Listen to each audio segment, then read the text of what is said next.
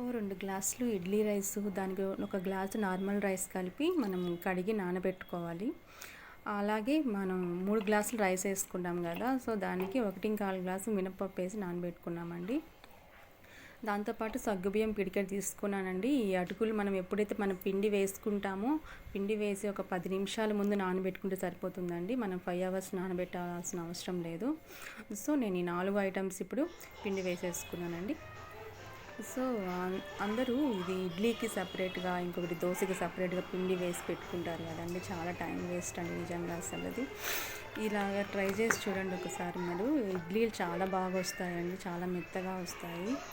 అలాగే దోశలు కూడా వేసుకోవచ్చండి, చాలా బాగా వస్తాయి. ఇలా ట్రై చేసి చూడండి.